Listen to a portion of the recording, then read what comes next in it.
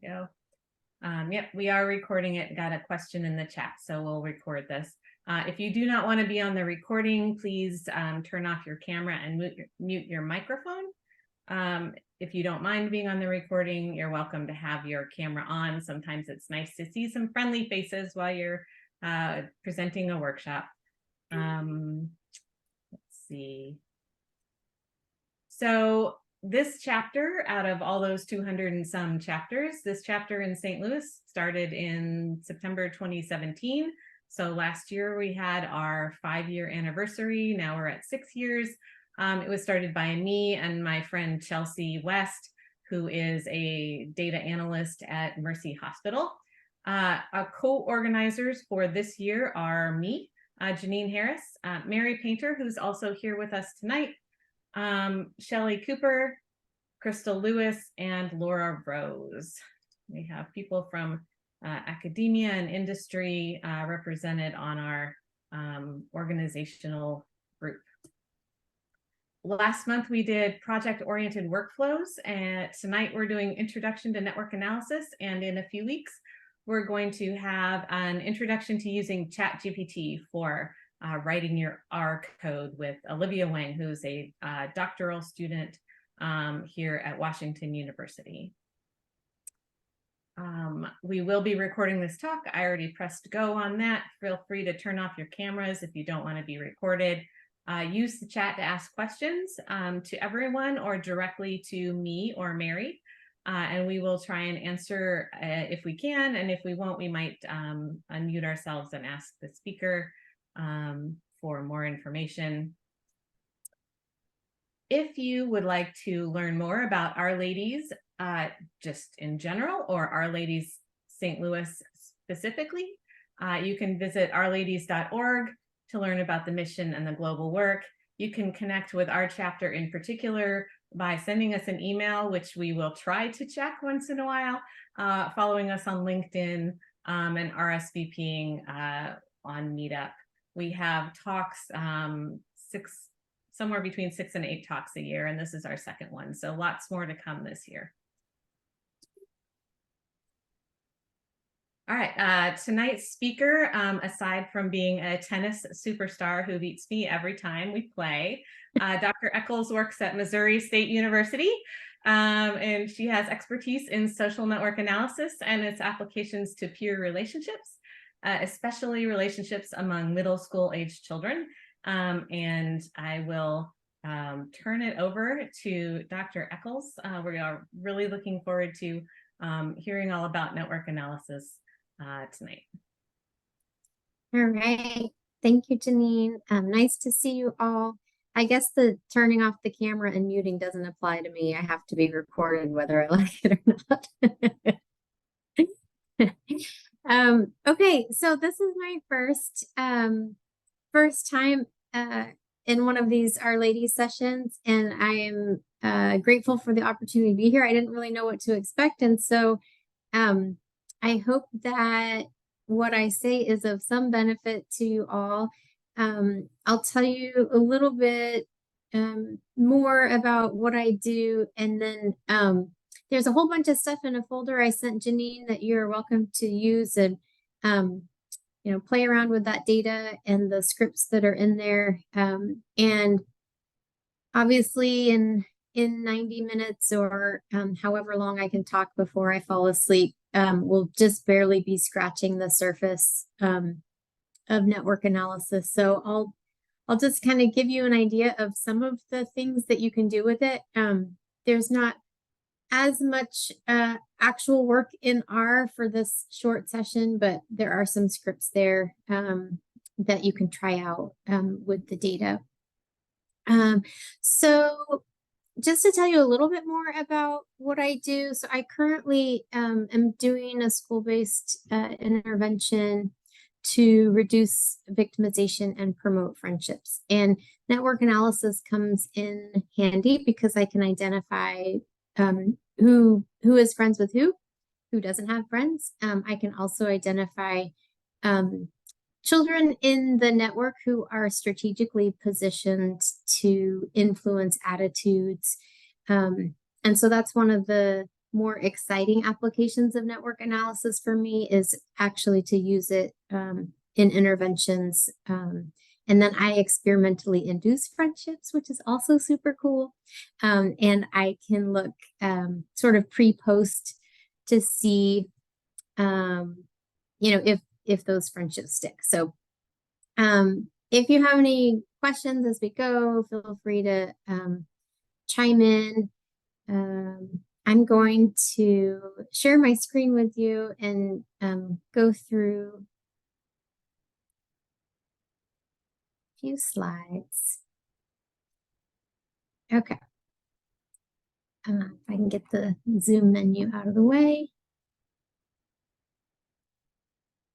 Okay, hopefully everyone can see that. And Janine, if you can help monitor the chat in case. Will do. It's probably better to shout at me than than to raise your hand because I may not see everyone. All right, can everyone see the slides? Yes. Yes. Okay. All right. So like I mentioned, I just want to kind of highlight some things that can be done with network analysis. These obviously are not all of the options, but we'll try to at least give you a little taste of some of these. So I want to start having no idea what exposure you all have had to network analysis. I do want to start with some of the basics in case you are not familiar with network analysis at all.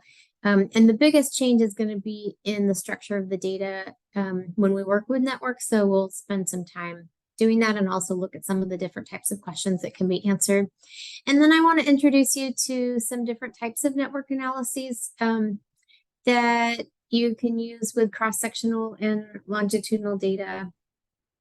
And one of the more fun parts of network analysis is the network visualization. So we'll spend just a little bit of time. I'll just show you some basics, things you can do to visualize your network. And the pictures are always fun. Okay, so in terms of just what a network is, and the type of network analysis that I do works with individuals that are in some sort of bounded network.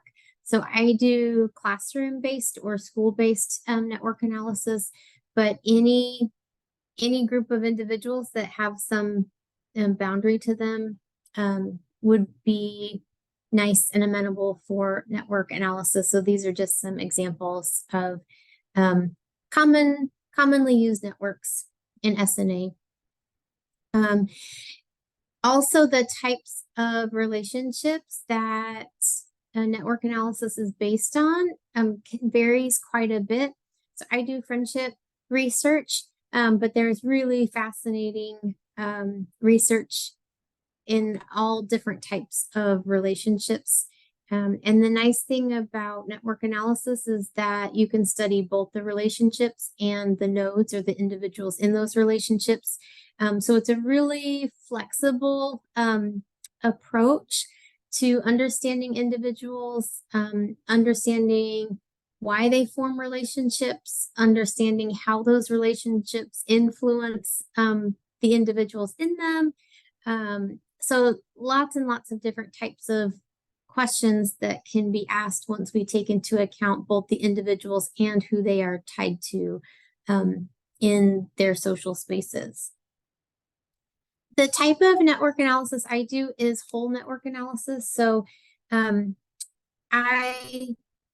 can think of it sort of as a census of the population. Like when I go into a school, my goal is to get 100% of the students reporting about themselves and their relationships. And then I have the opportunity to look at, whether or not a friendship is reciprocated, for example.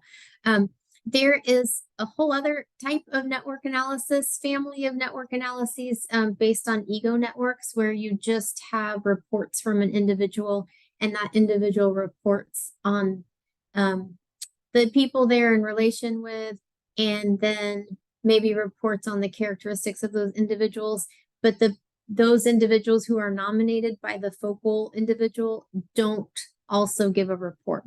And there are some really interesting questions and analyses that can be done with that, but that's not the type of work that I specialize in. So I use the whole network so that I have perspectives from everyone who is tied to an individual in their social space. All right, so I wanted to talk a little bit about some of the differences in the types of questions that you can ask with your traditional linear approaches to understanding individuals versus a network approach. And all of the questions that we can ask in linear models, we can also ask in network models, but the network models can give us slightly different and additional information. So like I said, we can learn about the actors or individuals and their behavior, but then we can also look at their associations and how those associations are formed, and then how those associations then influence the individuals. We can do that at a single point in time or longitudinally over time. So one of the really important aspects of network analysis is that when we're looking at predictors of friendship in my research, but any kind of relationship, we can not only look at attributes of the individual who might be choosing to have a relationship with someone, the attributes of the individual who's being chosen to be in a relationship with someone. We can also look at network structures that influence the likelihood of relationships in general in certain social spaces. And so things like homophily and reciprocity and transitivity, which is this really powerful effect that if we have a mutual friend, we're more likely to be friends than if we don't have a mutual friend. Those types of network structures are really important to take into consideration, and they have a big impact on who is available to us in the relationships that we seek out or pursue. So if I were to do, and I did a lot of this type of work in grad school before I knew that network analysis was a thing, and who is available to you in your, let's say, classes based on your class schedule or your extracurricular activities. That is an important type of availability, but who is really available to you is largely constrained by your immediate friendship network. Who's acceptable to choose as a friend is influenced by who your friends already are. And so network analysis allows us to not only control for those things, but model them. And so it's a really powerful tool for understanding relationships. Trying to advance to the next one. So kind of along those lines, you know, our linear approaches have this assumption of independence. We treat each row of data as independent and not influenced by other rows of data. And when we're studying relationships, especially relationships in social spaces, we have to question how realistic that assumption is.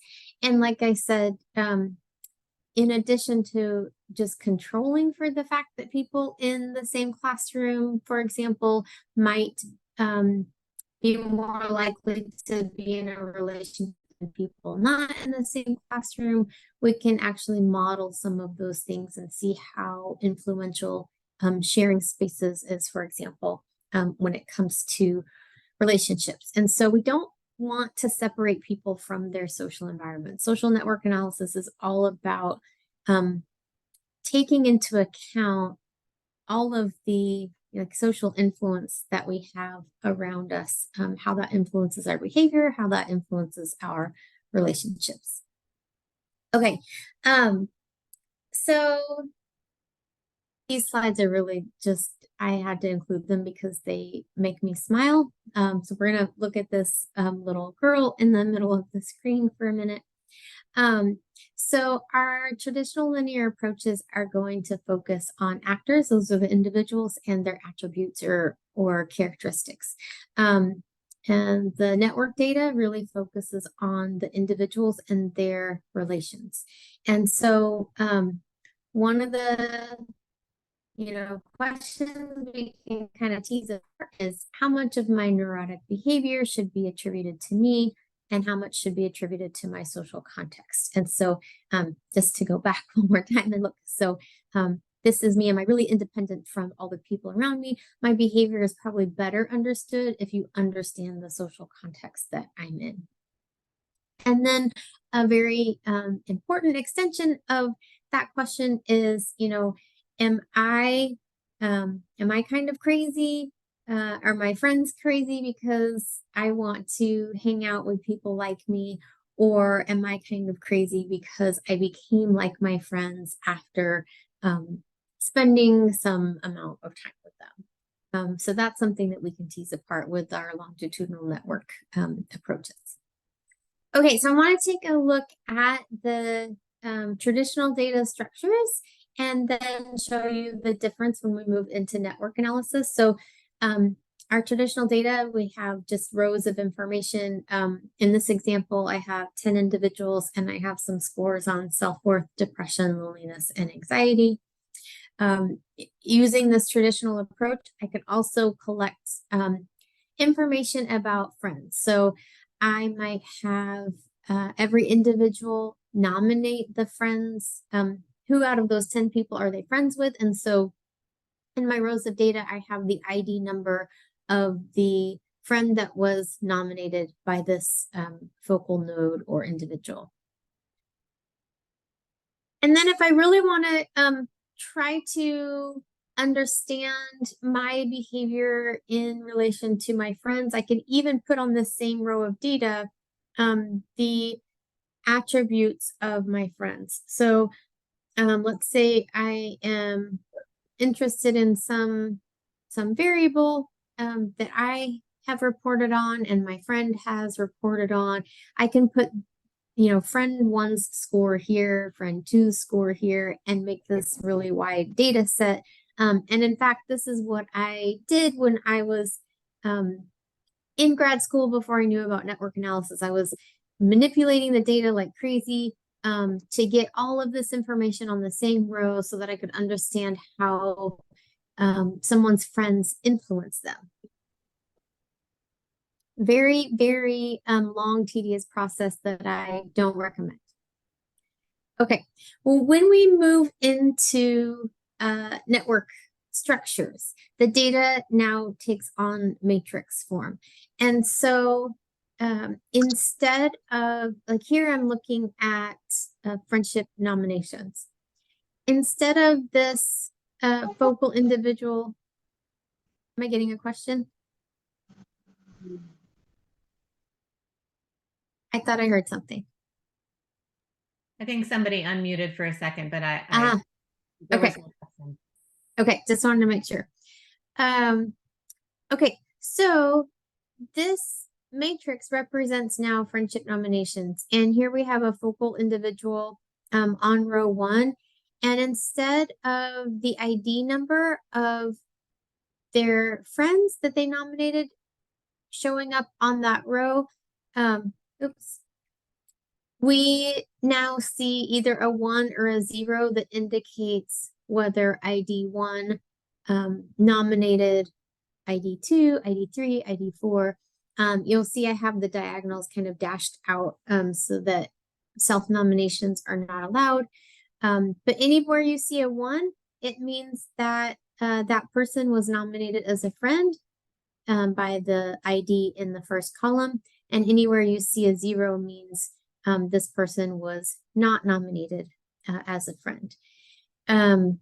This happens to be an asymmetrical matrix because if I'm taking the perspective of the person who has the choice to nominate or not nominate, you may see that, let's just take a quick peek. ID1 nominated ID2, ID2 also nominated ID1, so I would say that's a reciprocal friendship. When I look at let's see, ID7. So ID1 nominated ID7 as a friend, so there's a 1 there. But if you go down to ID7, there's a 0, so they did not nominate ID1 back. So that's a unidirectional friendship. So the structure of the data looks a little bit different, but once you get used to it, it's really easy to identify the reciprocal and the unidirectional friendships. And so I refer to these as either, if it's unidirectional, I might say that's a perceived friendship or a desired friendship. And the other ones are reciprocal friendships. You can also put weighted information in these matrices. So there are a lot of fun things you can do to create dyadic variables in network analysis. You could have information, for example, how many classes do these two individuals share? I do a lot of work in middle schools, and so they're typically rotating classes every period. It could be something like how many months have you known this person, or how many weeks, how many times a day do you talk to this person or text this person? You can create different scores. So what is the difference between my GPA and your GPA, for example? So any characteristic that's either something about the relationship, how long you've known each other, how often you interact, something like that would be the same regardless of who is reporting, you can put in one of these weighted matrices. Like I said, you can also create different scores. You can create average scores. Let's say if you have, from the perspective of one friend nominating friend, how you perceive that friendship quality to be, and the other, like receiving friends, or lots and lots of things you can do here. And this is information about the tie or about the relationship. And so again, this is another really unique aspect of network analysis, that in addition to studying the individuals and their characteristics, you can also study the relationships between the individuals and what the characteristics of those relationships are. So the binary matrices are the ones that contain only the ones and zeros. We just looked at an example of a weighted matrix. A lot of network analysis is based on one type of relationship. So for me, that's often friendship. Sometimes it is bullying and aggression or victimization, but some type of relationship that one person is reporting or choosing someone else. Two-mode networks are where you have individuals who are tied to events. And so let's say you're part of some kind of dating program, and this organization or program that you're in organizes several social events, and you are able to attend any of them you want to.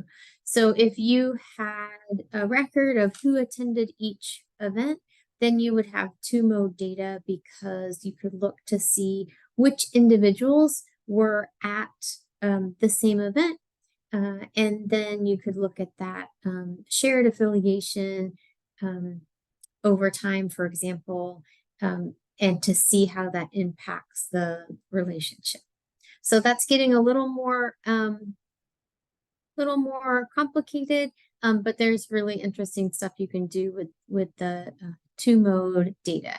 I use class schedules as two-mode data, so I can easily track who's in the same class with the same peers over time and see how that influences relationships and behaviors and performance in school and all of that stuff. All right, so just a quick note about notation, in case you're going through the R scripts. Xij is the value of any given cell in a matrix, and the I always refers to the sender, and J is the receiver. So there are instances where you'll do network analysis and you have these symmetrical matrices. And you would only have a symmetric matrix if there's not really any choice about a sender or receiver effect. So, for example, the class schedules, that's a good example. If the individuals in the rows and columns share the same math class, share the same social studies class, both people would have a 1. That wouldn't ever be a case where there would be a 0 for, you know, the 1, 2 and 1 for the 2, 1. But anytime that there's a choice in whether or not that relationship exists, then I, from the perspective of the person going across the row, is choosing to have a relationship with J. The J's are the columns, and it's the same individuals who are in that first column who are going across that top row. These are the J's and they are the receivers. So the nice thing about that is that you can do some pretty like quick and dirty analyses of person 1, how many people they're nominating, and then going down this way, looking at the column vectors, how many people nominated them as a friend, so you can get some quick information there. All right. So like I mentioned, there are different analyses for symmetric versus asymmetric matrices. And so this just demonstrates that there are going to be certain kinds of relationships that there's not really a choice. The relationship exists for both parties. Other relationships where one person makes the choice, the other person also has the choice whether to reciprocate that or not. And so we have different types of analyses that can accommodate both of those types of relationships. Okay, so like I said, the easiest network analysis to do is just to look at your row and column vectors, so you can easily go across a row and say, how many people does this person think that they are tied to, and go down the column, how many people want to be friends with this particular person. Okay, and then so throughout the slides, I have some R scripts just to show you what is available in the files that I've shared. We won't run this. Well, we'll see how the time goes. We could run some things at the end. But this is something that I worked on. And embarrassingly, it took me a couple of years. It was actually quite complicated to write this. And so I try to share this as much as possible. When you collect network data, typically you end up with what's called an adjacency list, which I'm going to go back. I hope I don't make you dizzy. This is adjacency list format where you have your focal ID. They have nominated who their friends are, and you have to code that into the ID numbers. And so you end up with this data where you have all the IDs listed in the first column, and then you have a set of variables with ID numbers of their friends, and somehow you have to get that information into this matrix. And so the code that I've provided starts with your adjacency list, and the only thing that you have to change in this is the name of the that read.csv file that has your adjacency list. Once you do that, it will do everything else for you and then creates an adjacency matrix.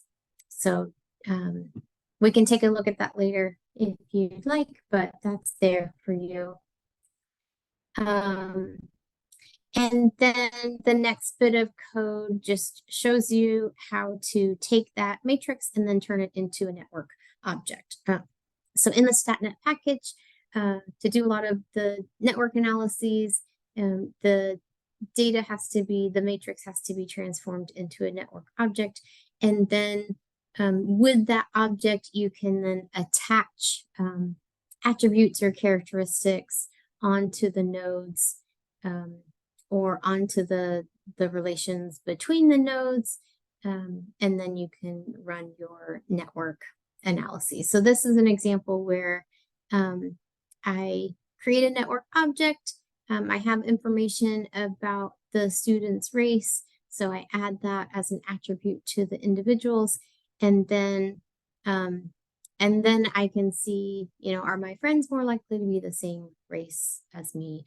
I can also visualize the network and see if certain races tend to cluster together more than other races and things like that. Okay, so just a few questions that can be answered using network analysis. So cross-sectionally, at one point in time, you can look to see who individuals are connected to based on a particular type of relationship. And then you can use the individual characteristics,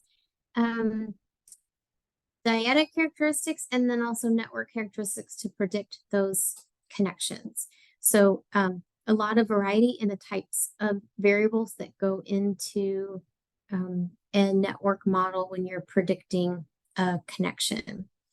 You can also look to see if certain connections are related to each other. And so here, there are different levels of network analysis. One level is going to focus on the node or individuals. There are analyses that focus on the actual connections. So in my work, one of the things, because I have this class schedule data that's super fun to work with, I can look to see if students who share math, for example, are more likely to share science, are more likely to be in the same classes with similar students.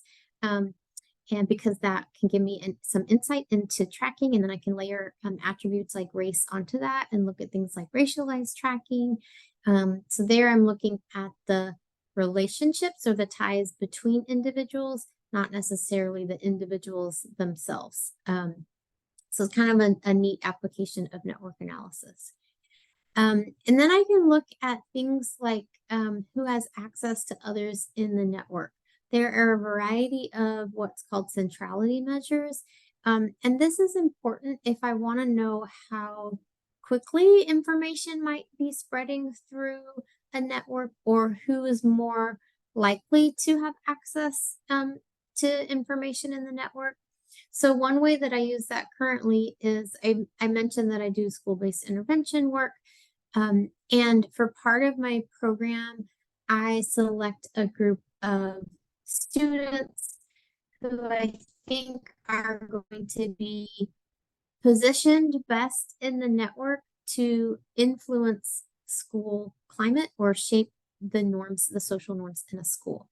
And so I collect network data. I have students nominate their friends, and then I look at the network and I give every person in the network a score based on their access to others in the network. And it's really interesting how it plays out. So sometimes we'll get like the quote unquote popular kids who have high scores, but a lot of times the kids who end up with the highest scores and end up being chosen for this part of my program are the kids who have a variety of different friends. So maybe they'll have a couple more popular friends. Maybe they'll have some friends who are not as popular. You think about like all the different cliques and groups. So you might have the jocks and the nerds. Every time I go into a school, the kids tell me the different names of the groups. The most recent one was there was a group of furries. That was a new one for me. And so there's always different, trends, fads, and things, and how kids are identifying. But the ones who end up being in a good position to shape norms or spread information are these ones who are tied to a lot of different types of other students, not just embedded in one clique. And so that's just a nice application of network analysis. And then I can look at the network overall. If I'm comparing networks across schools or school districts, I can get some descriptive information about the network overall, how well connected it is. If there's something called structural holes where there are different places in the network that no one seems to be, connected. That kind of information I might want to use in, I'm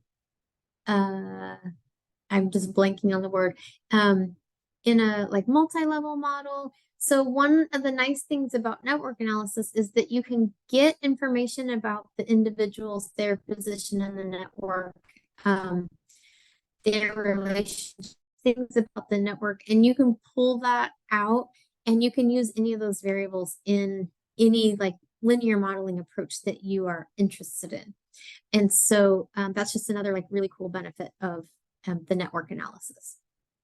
Longitudinally, network analysis can be used to look at not only what influences relationship formation over time, but which relationships might persist over time, which ones are more likely to dissolve over time. And then probably the most exciting application of network analysis, longitudinal network analysis, is looking to see how connections over time actually influence individuals' behavior. So looking at that dynamic process of what is about me that influences a relationship, that I want to have with you, and then how are you influencing me over time? So another cool thing that you can do. Okay. So like I mentioned, you can take individual level network values and you can pull those out and you can use them as predictors in linear models.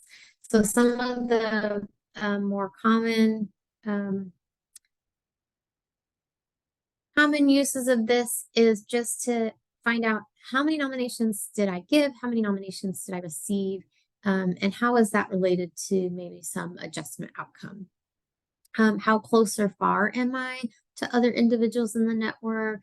And then there's a whole range of network position variables, centrality variables that can be used that we could use also as outcomes. So what are the things that are associated with someone being well connected? Like, are there certain personality traits, things like that I could use a linear model for. And then, as I mentioned, if there's information at the network level that I'm interested in and how that might influence individual level behavior, I can pull that information out and then use it in a multi-level model. Another approach is, again, looking at not the individuals themselves, but looking at the association between different types of ties. So I used class schedules as an example. One of my colleagues does a lot of work with advice seeking in school networks, but also in businesses. And so you can look at associations between different types of relationships. So are you more likely to seek advice from people you consider a friend or people you don't consider a friend? Are you more likely to seek advice from people at the same level in your organization or people higher up or lower in the organization? If you're doing ties on like drug networks and things like that, similarly, like who are you more likely to share needles with? People that you have one kind of relationship versus another kind of relationship. So kind of taking out the individual and looking at the relationships as your outcome. Some of the more sophisticated, but also pretty standard approach to network modeling. This is called an ergom model, and this is where you're predicting the tie itself. So what is it? What set of characteristics is likely to result in me nominating you, whether that's as my friend or someone that I would seek advice from, someone who is mean to me, whatever that relationship is. And so these are interpreted similar to like a logistic regression because you're looking at the probability of that nomination occurring. And then the longitudinal models, the most common approach is Sienna, which is exclusively done in R now, where you look across time. You can predict relationships over time, including a dissolution of those relationships or maintenance. And then you can also try to tease apart the selection and influence effects. Right now, I'm working on an analysis, a Sienna model, to use a network approach to study the phenomenon of co-rumination.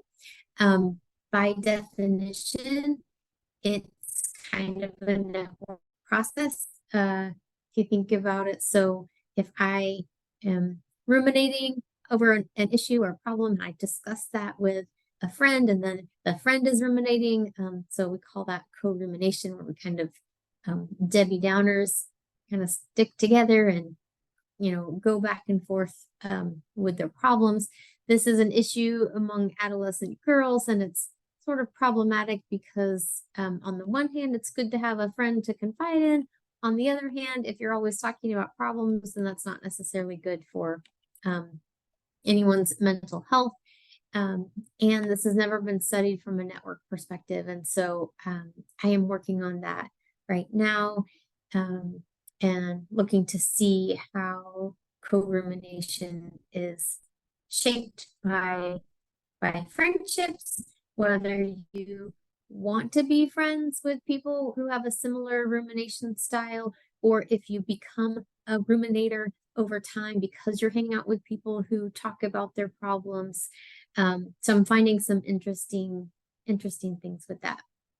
To give you an example of an ergom model, I have some work where I've looked at the role of biracial youth in bridging monoracial cross-race friends, and that's been really interesting.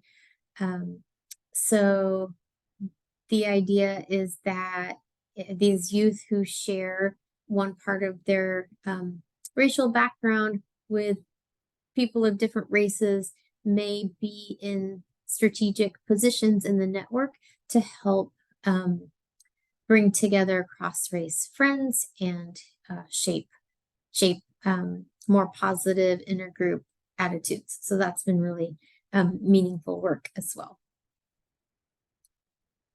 Okay.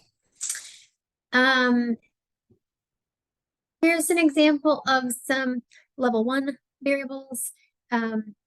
Centrality has to do with who you're connected to and how quickly you can access people in the network.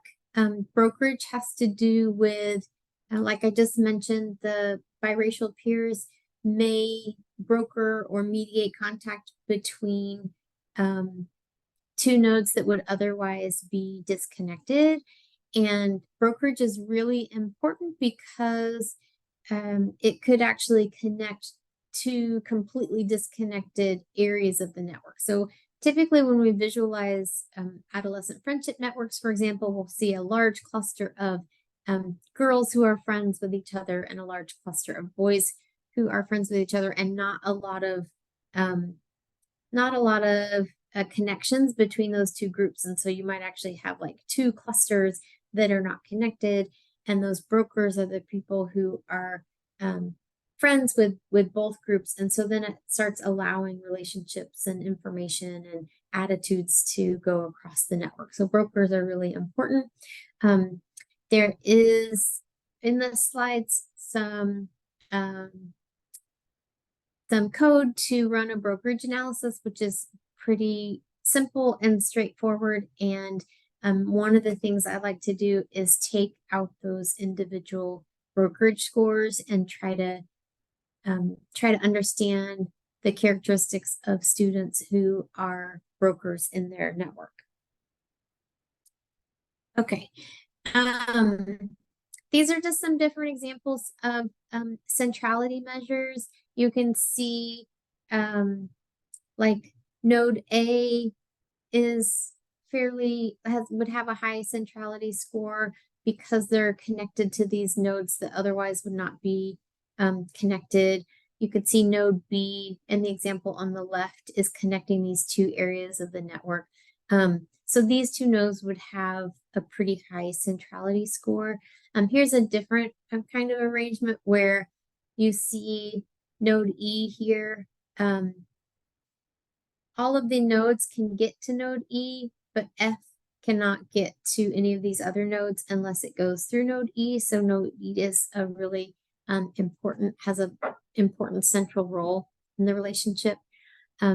So descriptively, before you get into some of the more complicated analyses, these are kind of initial descriptive statistics you can get using network analysis to help you understand the position and role of different people in your population.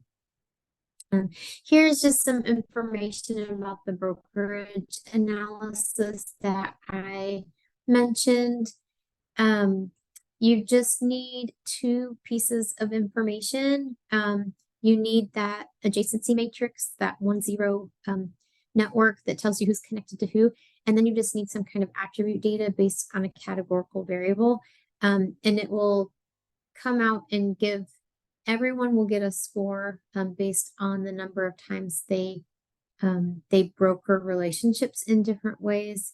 And so it's kind of cool. So in my example, I would see higher brokerage scores for the biracial youth because they were more likely to be brokering or in between two participants from different racial groups. You can do it for gender, you can do it for any categorical variable. And it gives you, let's see if I have it on the next slide. Yeah. So there are a lot of different types of broker roles, and it depends on, in these examples, the characteristics of the first person A and the ultimate person C, and the characteristic of the person B who is the broker. So whether A and C are the same on some categorical variable, or whether B is the same as them or the same as one of them, there are all these different ways of thinking about brokerage. And so I just have some examples here. But when you run a brokerage analysis, you get information about all of these different types of broker roles. And again, this is a really cool variable that you could then pull out and include as some kind of individual characteristic in a linear model. So here's some example code. It's super, super simple. So I would encourage you to play around with that. And then here's some sample code, very basic. If you were to take some network information between this is one centrality measure and include that in a linear model. So just some examples of how to do that if you want to practice with that. All right. I mentioned multi-level models. So you could aggregate measures of the level 1 variables and make them level 2. You can also, at the network level, get information about density if you wanted to look at some level 2 predictors of level 1 outcomes. So here are just some examples here of networks that vary in density. You can see how different these structures are and how certain structures may lend themselves better to certain outcomes for individuals. Okay, so kind of moving on, this one type of network analysis is called the quadratic assignment procedure. It's nicknamed QUAP. There's also a variation of it called MR-QUAP, and this is where you're looking at the correlation between networks. And so this is the type of question where you're looking at the correlation between relations. And so some example questions: if there's a tie between two actors in one relation, is there likely a tie between them in another? So this would be like the example I mentioned before about, if I have a friendship tie with someone, am I also likely to have an advice-seeking tie with them? And you can expand this into a multiple regression format and control for other dyadic characteristics. So this is most similar to a correlation or a regression. It's just that instead of working with rows of data and individual characteristics, you are working with that matrix, and you're looking at the correlation between matrices now instead of just rows of data. And here is some sample code for doing a QUAP analysis. All right, the next, so these are getting gradually more complicated. The next one are those ergon models, where I said this is where you're interpreting it sort of like a logistic regression. So these models are going to help you predict the presence of a tie. So what is making me most likely to nominate someone in my network as a friend? Or what is making it most likely that I nominate someone as a bully? So this is where you can put in individual characteristics as predictors. You can put in dyadic characteristics as predictors. Are there things we have in common that make me want to associate with you? You can put in different scores, anything dyadic, and then you can also account for those network structures. Things like transitivity, that's a really, really big one. Do we have friends in common? And then you get a log odds score based on any characteristic you include in that model. Okay, there are a common set of effects that we typically see in these models. So I just provided an overview here just to help you think about what you might want to model with an ergon. These dyadic independent variables have to do with attributes of the nodes. You can have sender effects, so that would be things just about the person who is doing the nominating or is perceiving a relationship. You can have receiver effects, and those are characteristics of the person being chosen or nominated. And then homophily effects are, what the two individuals might have in common. You can also pull in those other networks or other types of relationships that we share. Those could be included here. And then we have dyadic dependent variables that we typically include in these models. Transitivity is almost always included because it's such a strong network process. And then reciprocity is also really, really a strong effect. And so we include that in almost every model. And that's just the phenomenon that if I have nominated someone, the odds of them nominating me are much higher than just nominating a random other person in the network. So I just put in case you want to start like playing around with these models, I put in some different terms in the StatNet package for including these main effects or homophily effects. So just to give you an example, a node factor effect would be something like, let's say I want to control for gender and see if girls are more actively nominating friends than boys. We typically see this gender effect in middle school, that girls have nominated more than boys, and so we control for that using node factor. Node match is how you would capture that homophily effect. And so you can put in a node match term, and if that's attached to gender, then you can see how much being the same gender influences the likelihood of someone nominating someone else in the network. And then you can get kind of fancy. So you can look at homophily in a uniform way, saying, it doesn't matter if you are a girl or a boy, as long as you're the same, you're more likely to be friends. You can differentiate that though, so that you can say, I want to know, is homophily a stronger effect for girls or boys? You can do that. In this example, I use race, where you're not only looking at the homophily effect for race, but are there particular races where that homophily effect is especially strong? And sometimes we see that for white and Asian youth, the homophily effect is stronger than for Black and Latino, or multiracial youth in particular. The homophily effect is usually quite small compared to the other groups.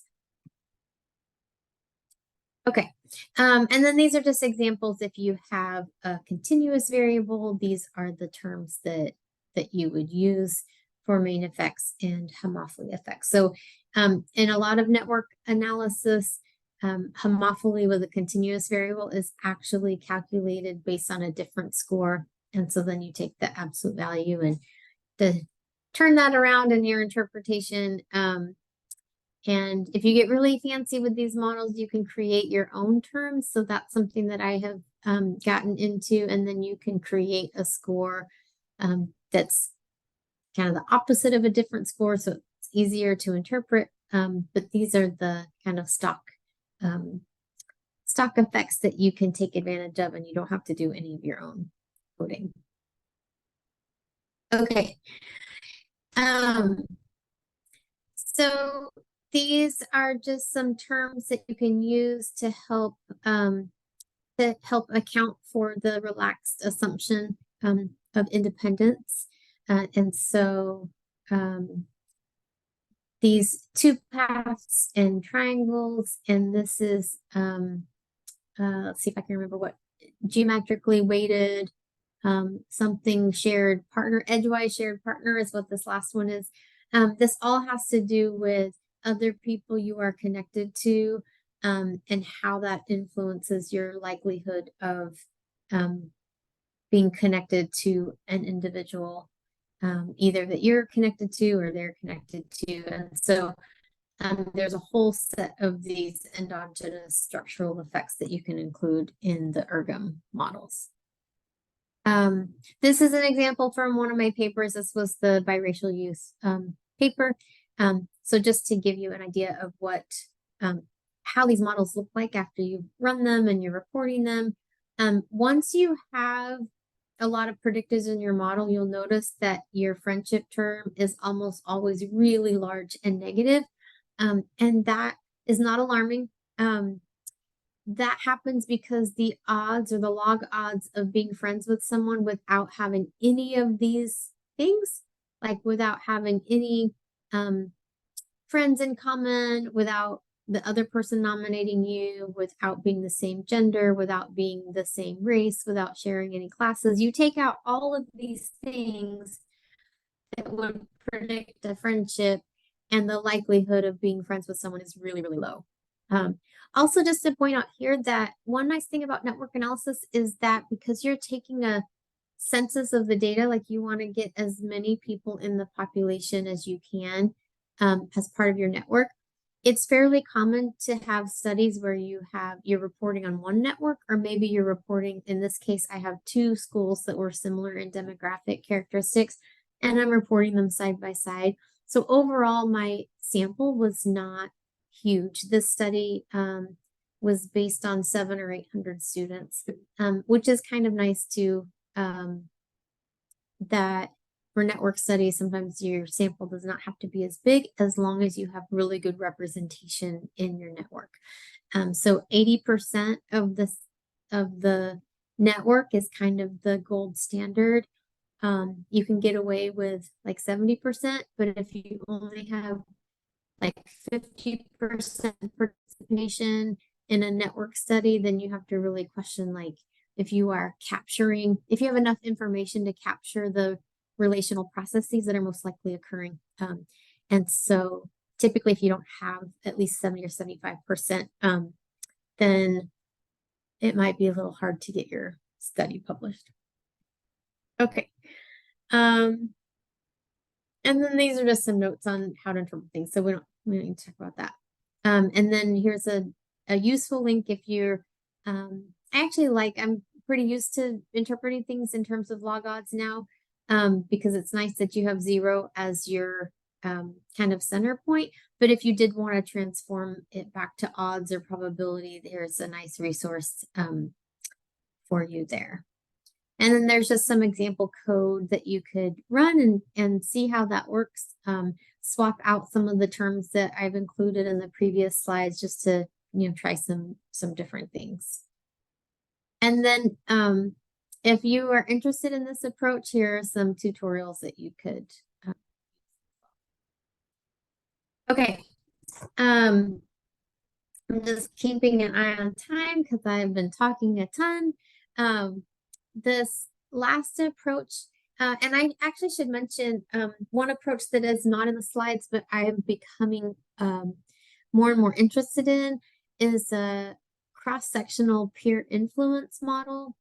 And so before we get to these longitudinal models, I'll just mention these peer influence models briefly. They come in really handy if you don't have longitudinal data, but you're still interested in this idea that the people I'm connected to may be influencing my behavior.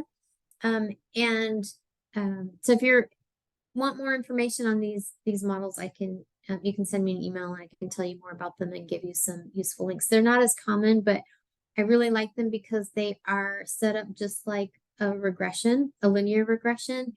And you have your continuous outcome variable, you have any predictor like you would normally put in a regression. The only difference is that as one of your predictors, you include the matrix of ties, in my case, friendship ties. And the results or the outcome in your analysis is that you can see how much your outcome variable is present among the people that you are connected to. And so it gives you this kind of an idea of shared characteristics between you and your friends. It's called peer influence, even though it's cross-sectional, but it kind of tells you above and beyond these other things in your model, how much of the variance in this outcome is due to your ties with the people in your network. So kind of a cool model. Okay. But of course, if we really want to understand influence, we need to use a longitudinal model. And so that's why Siena models are so powerful. And again, the question with the Siena models is, do I want to be your friend because we're similar in some way, or are we similar because we have been friends and we are shaping each other's behavior over time? So Here is an example from real data. This was three time points, and you can see over time, like initially it started with these like some clusters, some random small clusters. Over time, more and more connections are formed across the various clusters, and the network has become more connected or more dense. So we can look at those relational changes over time. We can look to see who was connected, who's no longer connected, like that. We can also use these models to look at behavioral changes over time. And also these networks with a lot of nodes are kind of a little harder to see. But in terms of the visualization, like I was saying, one thing about network analysis that's fun is that you can make these different figures. So one thing you can do is change the size or color of a node based on their value on some continuous attribute. And so here, I don't remember, I think the color may be based on gender. And then the size of the node, I think, is based on victimization over time. And so you can look to see, I would never want to interpret a network just based on the visualization, but it's a really nice way to highlight some things. And in this case, I think there was a significant like quadratic term for victimization, so that if you started higher in victimization, you're more likely to increase at a faster rate in victimization over time, compared to if you started like lower in victimization. But it's nice that you can kind of model that with these graphs and highlight some of those changes. One of the really great things about the Sienna models is that you're able to kind of tease apart what may look like an influence effect, but is actually a selection effect, and vice versa. And so when you run a Sienna model, you have the option of looking at a selection only model or looking at a selection and influence model. And if you do that, you're always controlling for the selection effects at the same time. And the selection effects refer to who you are choosing to be connected to, and the influence effects refer to how your behavior changes over time based on those connections. And the Sienna models just... I disrupt you for just a second? Yeah. We have a question that I can't answer in the chat. Okay. Are there requirements on temporal resolution for Sienna models? For example, how many time points do you need as a minimum? Yes. So you have to have at least 2 time points. And you can do a Sienna model with 2 time points, though you're limited in how you do that modeling, because you just have the initial time point, which is like your baseline, and then you only have change at the next time point. So it's recommended that you have 3 or more. It's also recommended that you don't have more than 10, because that is requiring a lot of the model. There are some kind of curious assumptions about these models that we won't get into, but in between the time points, you have all of these unobserved changes that could occur. And so you have to think carefully about how many observed time points you're going to use, and also how far apart those observed time points are. If you have a lot of observed time points in a relatively short period of time, then that sort of calls into question your need for the Sienna model if you have so many observations. If you have a very limited number of observations across a large span of time, then that also is problematic, because there could be so many unobserved changes happening in between. So there are a lot of and theoretical and practical, considerations for these models, but you can do them with just 2 time points. Thank you. Okay. Yeah, you bet. So this just these slides just kind of take you through an example of how not taking into account influence effects could mask certain things in your model.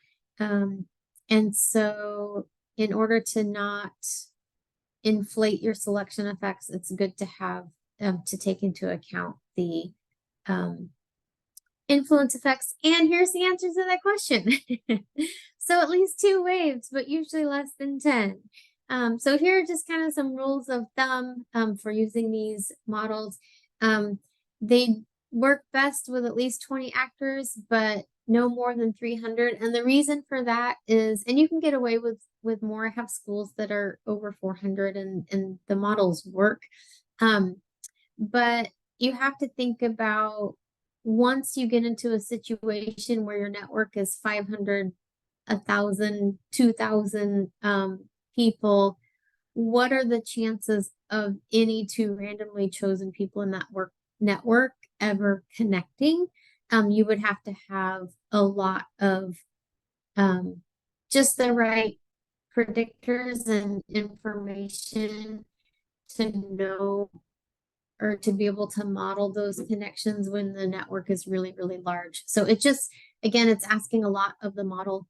If under random conditions, it would be very improbable for people to be connected.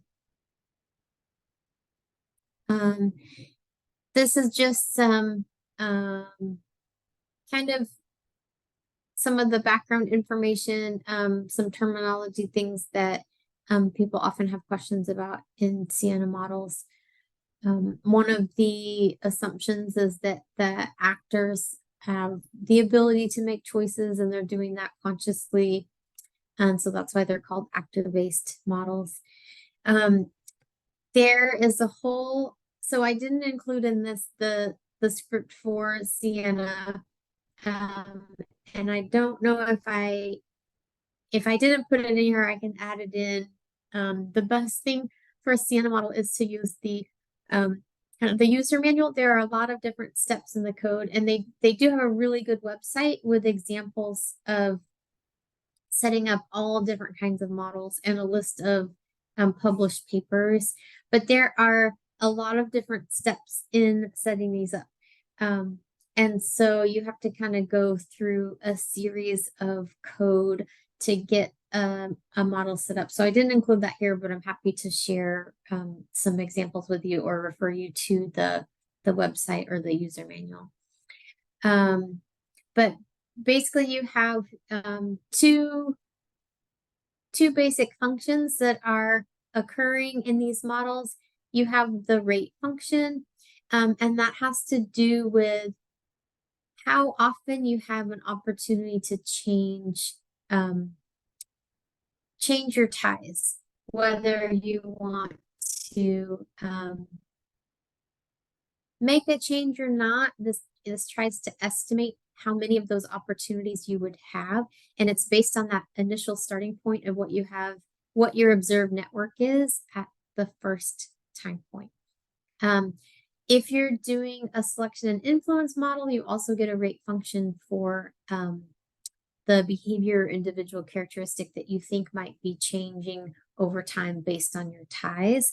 And so then that refers to how quickly that behavior changes over time. And then all of your objective functions are all the things that you put into the model that you think are influencing who you're tied to or influencing your behavior over time. And similar to ergom, there are like a set of effects that you can look at. In fact, just for the fun of it, I might pull up, let me get out of here real quick and I'll show you something that I'm working on right now, just to give you an appreciation for how complicated these models are. And I know I have a million tabs open and people make fun of me all the time, but that's just the way I work. So I won't show you my Chrome and how many tabs I have open on that. Actually, you're going to see that because I'm going to pull up the effects documentation and it pops up um, as a web page. Okay, so when you run a Sienna model and you put in all the variables that you have access to in your data set, it generates a list for you of all the possible effects you could put in a model. And this is why I'm not including the Sienna code. I'm just going to scroll for a few minutes so you can see there's just like not a million, but sometimes literally thousands of different effects. And so if you're interested in Sienna, this is something I teach a week-long workshop on, like how to set up a Sienna model and how to choose your variables and all that. It's really complicated, but also an amazing tool. We still see your PowerPoint. Am I getting a comment? No, we still see your PowerPoint. No! How sad. Okay, hold on. Let me see if I can change. Wasn't sure if you were, it was like the build-up. I wasn't sure if it was what you were meant to do or not. So okay, thank you for telling me. Probably have to do share screen again and do share. Yeah, I think so. Okay. Oh, here we go. Oh, and you were trying to interrupt me and I just kept talking because I was so excited. Okay, can you see it now? Yes. Yay. And that is a lot of tabs. I think you win. What you need is more than one window with a bunch of tabs, and then it doesn't look like as many. No, I can't stand the multiple windows because then when I want to click back and forth, like if I want to open up Chrome and then go back, like I can't do it. So anyway, it's my system. It's working so far, or maybe it's not working. I don't know, but it's what I'm doing. All right. So anyway, like I was saying, there are just so many different options, which makes it an incredibly flexible tool. It also can be very overwhelming because of all of the options. And so really, if you're a like self-starter and you study independently, the Sienna user's manual is phenomenal, and you can teach yourself how to set up models and how to choose effects. It really is great. But there are a lot of options there. Anyway, so just wanted to kind of show you that. All right, so let me go back. I think people are expressing solidarity with your tabs. So just to let you know, the chat is full of people expressing solidarity. That's hilarious. Thank you for your support. I appreciate it. Solidarity in having a lot of tabs, or solidarity in the opinion that I have way too many tabs? In having a lot of tabs. Everybody. Okay, phew. You're in it. We've got homophily going on. All right, I like it. Kindred spirits. Okay. So I'm not going to spend too much more time. I think, these slides are here. The next few slides just kind of provide an overview of what the different options in Sienna are. But it's really kind of getting into the weeds. I think I mostly just wanted you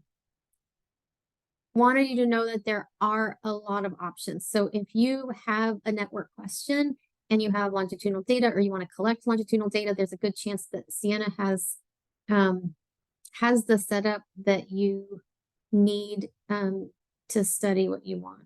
And this just goes through, sort of like I did for ERGM, what the names of some of these effects are, so that they're a little easier for you to navigate. I will mention all of the effects for Sienna are called either sender effects or receiver effects, ego and alter. You can do really cool interaction, like ego alter interaction effects. And you can also create your own interaction terms in Sienna, which has been great fun. You can create dyadic variables. Once you get into network world in terms of like you're used to working with matrix data instead of just your traditional like row data. There's so many cool things you can do. So just today I was dividing my network into just girl dyads and boy dyads, so that I can try to isolate effects and see if there are things happening in different, types of dyadic relationships compared to other types. You don't have to know like matrix algebra. You can do really cool things with matrices. You can add them together, you can multiply them, you can subtract them. So one of the easiest things I do is I take that class schedule data and I create a matrix, a 0-1 matrix that's 0 if you share the same class first period, or 0 if you don't share the same class, and 1 if you do share the same class. And then I can take all 7 classes across the school day and just add them all together, stack them up, and get a matrix that has the number of classes that you share with someone else throughout the school day. And that's been a really strong predictor in all my models. You can also look at like shared extracurricular activities, but super fun things you can do once your data is in matrix format to start looking at dyadic characteristics. Okay, and then these are just some different options for thinking about transitivity, because it's something that we always want to model. So you always want to take into account the friends of your friends, or the people that you're associating with, who they are associating with, because that has such a strong influence on your own connections and your own behavior. And then there's like cool stuff you can do, like balance analyses. So are you gonna create ties to other actors who make the same choices as you? There are even analyses looking at things like mutual antipathies, and like do you balance a triangle out if you both hate the same person? So kind of some fun extensions there. Okay. That's getting a little complicated. Just probably a quick note here, if you want to do this kind of work, the out degree and reciprocity are always included. Always include transitivity. Typically we put some degree-based effects, so that has to do with popularity. Just how active are you in general in the network? And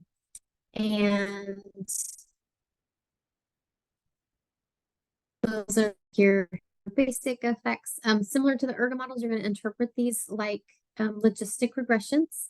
And we talked about the rate function already. So here's just some examples of what how these results may be displayed. Sometimes they're in all different orders, but you'll see like these are all the objective functions, the things you put in the model, and then the rate functions, which don't have any statistical significance. And so sometimes people include them and sometimes people don't. But like I said, the RCNA website has a bunch of papers on all different topics, so you can get a sense for what people are publishing in your field and what they are reporting or not reporting.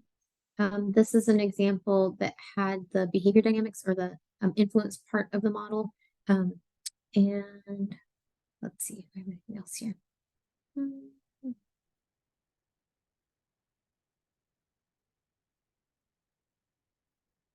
Yeah, this is just a note that you don't have p-values for rate functions. So this is some nitty-gritty stuff we probably don't need to get into here.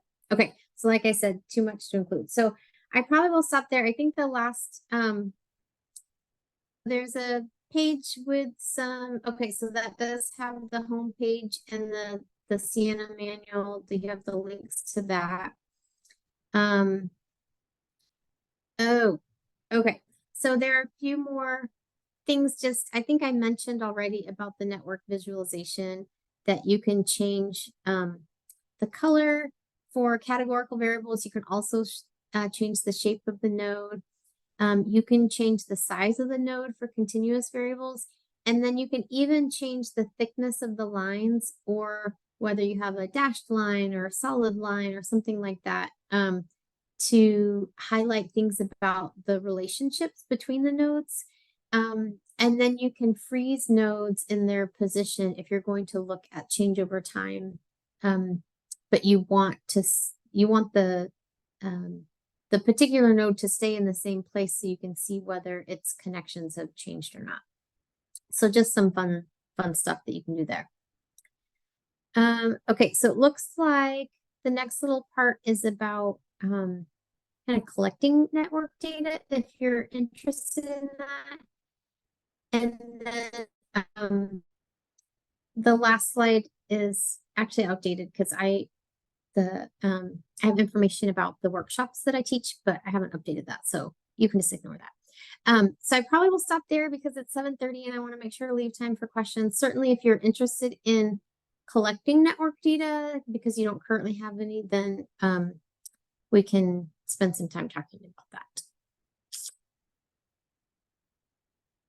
All right, thank you so much. I know you've got a couple of people in the chat interested in where your week-long workshop is. So, and we have had questions nonstop this whole time. So maybe we've got some really engaged people that have additional questions for you. Shannon wants to hear more about data collection. Okay. Well, maybe I can pop back over to those slides then.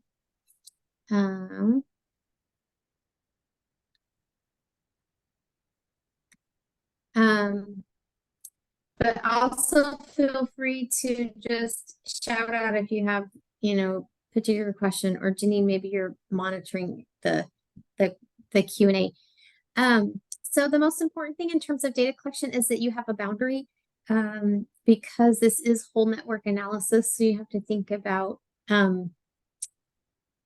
if it's a natural boundary, like you have an organization or a school or something like that, then it's fairly easy. But if it's just people in the community, then you have to think a little more carefully about what that population is and how you're going to put some boundary on that. And then, of course, you're going to identify the relationships that you're going to study. So that's kind of the first two things. What are the relationships and who are the people in your boundary? And there's just a quick note here that you might need to do some focus groups or some ethnographic work to understand what those relationships are. Like, it's always helpful for me when I go into a school to first talk to the students and find out, like I mentioned, what are the labels that kids are using for each other. They help me understand more about the types of relationships that are going on in the school. And then I can, collect data in the most appropriate way. There are different options for collecting network data. If you're going to use a survey, you'll want to consider whether to do free recall or to have a roster list. There are pros and cons to all of these options. So some scholars think that the free recall is going to give you more, I don't know if you want to say ecologically valid, or like the salient people in your life are the ones who you're going to remember. Other scholars think that if you provide a roster, then you're allowing individuals to not be constrained by memory and maybe recency effects or things like that. And I will say that using a roster also greatly helps when you have to clean your data, because nomination data is horrible in terms of having to clean misspellings and missing last names and all of that. So I tend to use a roster when I can. Now, doing research in schools, especially with middle schoolers, I have to work around the requirements of the district, the concerns of the parents, things like that. And so some schools will allow me to use a roster, some won't. Kind of depends. But if I have the choice, I prefer to use a roster. You also have to decide if you're going to do limited versus unlimited, which means how many people are you going to allow people to nominate. And there's a whole lot of research on that, depending on the type of relationship that you're reporting on. For things like friendship and adolescence, there's some kind of guidelines, like this is about how many friends kids typically tend to have. And so I structure my surveys around kind of that like 7 mark. You know, typically kids don't have more than 7 close friends, but then I always have an option, like if you need to tell me more friends, click here. And I make them do that like every 3 friends so that hopefully they will like stop at some point.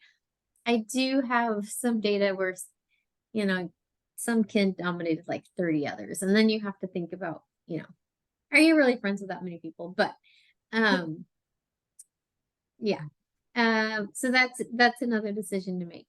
The binary versus valued is, you know, you can have people report on who is your friend or who is the person you go to for this.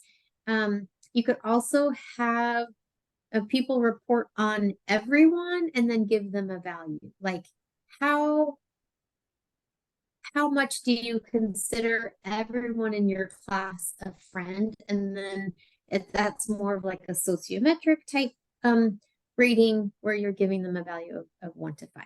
For network analysis, you do have to have data on every dyad. And so if it's a friendship nomination, if they don't nominate someone, well, then that's just a value of 0. And if they do, then they get a value of 1. But you can't use like friendship quality data if you only have that information about the people who you nominated as a friend. And so that's why like the valued like sociometric ratings can be helpful if you have a question like, how much do you like the following people, and you have a roster of everyone in their class, then you do have information about every dyad. So there are some examples there. Yeah. What Great. else can I answer about network data collection? Oh, well, we have another question, but it's not about data collection. Okay. It's asked, Wei Zhang is asking, is there any work linking probability of change with personality or other traits of the network members? That's a good question. And I would probably, because that's not my area, I would probably refer you to these resources. The Sienna homepage has a really extensive catalog of a lot of different topics and network analyses that have been done on those topics. So personality is not my area, but I wouldn't be surprised if there's something out there. Great.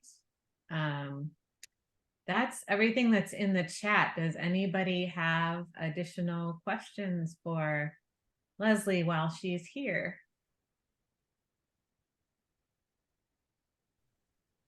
I have a question. Leslie, where would you recommend someone start with your stats camp if they don't have any experience with SNA at all? That's a great question. So at Stats Camp, that's a pretty intensive, like 5-day course, but we always start day 1 is no expectation that you have any background in network analysis. It helps if you've had some exposure to R because we do everything in R, but you don't have to know anything about network analysis. In fact, we try to help you connect the dots between your more traditional modeling approaches and network analysis so you can kind of make that transition. Okay. If you have, go ahead. I'm sorry. I was going to say, is there an alternative to the stats camp that you would recommend outside of that? Some of the tutorials, like on the earlier slides, if you want to see how you do, I would say start with some of those, because those can be like, you know, go at your own pace and see how you do, see if it kind of gels and is making sense. A lot of the great thing about R is that there's so much documentation out there on the different packages, and so you could Google StatNet tutorial, and there are some really nice papers that kind of take you through the basics of the StatNet package and getting started in network analysis. Thanks so much. You bet. So I probably should mention that I don't actually have my workshop scheduled for 2024. Things changed a lot during COVID, so I haven't done the in-person one for a few years. The last few have been virtual, and as much as I love network analysis, it is really hard to stare because everyone turns their cameras off after like the first 30 minutes. It's really hard to stare at a computer screen with no faces for like 5 days straight. So last year I was like, oh, I think I need a break from this. But my favorite thing to do is I get invited somewhat regularly to teach either 2 or 3 day workshops at universities if there is, you know, 3 or 4 more individuals interested in it. It's much more cost effective for the university to do that than to send those people to stats camp. And so if you have colleagues or, you know, a group that would be interested in this, just let me know, because I usually can fit in 2 or 3 of those a year. And I just come to you, and then you also have a little more choice on which types of analyses you want to focus on.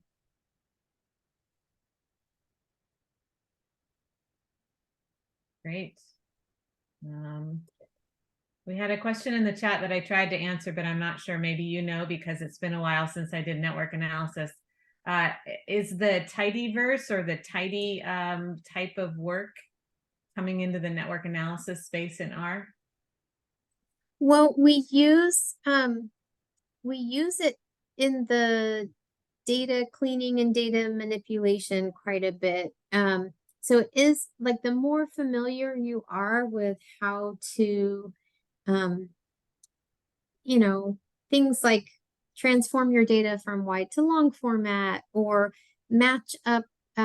So for network analysis, you always have an attribute file, which is your traditional like row and column data. You have individuals and attributes, but then you also have that matrix that gives you information about how the individuals are tied together. And so, you know, one really important thing to do is to make sure your IDs are in the same order and line up in that file as they do in your attribute file. And so we use tidyverse for things like that. Anything you can do to be familiar with just working with your data comes in handy in R or in network analysis too, just because you're always going to be, you know, it's like painting. The setting up takes the most time, and the actual doesn't take as much time. But tidyverse is great for all of that prep work. Yeah. Yeah, I remember doing network analysis and spending just weeks on the data cleaning, and then, you know, you run your model in 5 minutes. Exactly. Exactly. Yeah, right. that little bit of code at the beginning about transforming your like adjacency list into adjacency matrix. I mean, that alone is going to save you many, many, many, many hours. Yes. Yes, exactly. Well, I want to thank you so much for a really engaging workshop. I think I don't know if Mary would agree, but I've never seen so much excitement in the chat in one of our meetups. So thank you for that. And I have a feeling you'll hear from a few people who are excited about using this in their work. And with that, we will let you off the hook for the evening and just thank you so much. And Oh, thank you again for having me. yeah, and I will be in touch with you. Okay, sounds great. Have a Thank great you night, so everyone. much, Leslie. Thank you so much, everyone, for the engaging chat. Yeah. Thank you. Thank you. Thank you.